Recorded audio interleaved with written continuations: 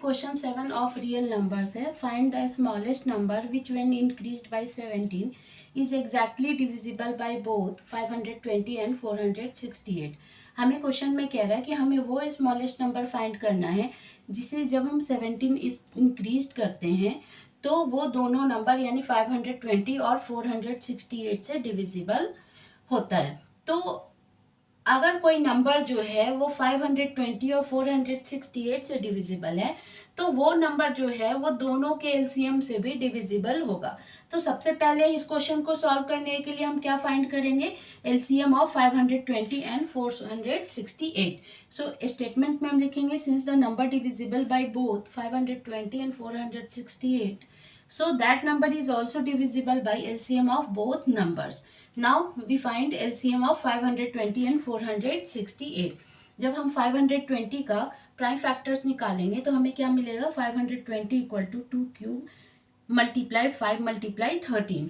And जब हम 468 का प्राइम फैक्टर्स निकालेंगे तो हमें मिलेगा 468 equal to 2 square multiply 3 square multiply 13.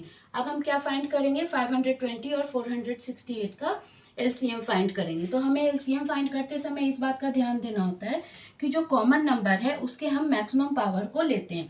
तो यहाँ पर 2 हमारा क्या है, फर्स्ट कॉमन नंबर है.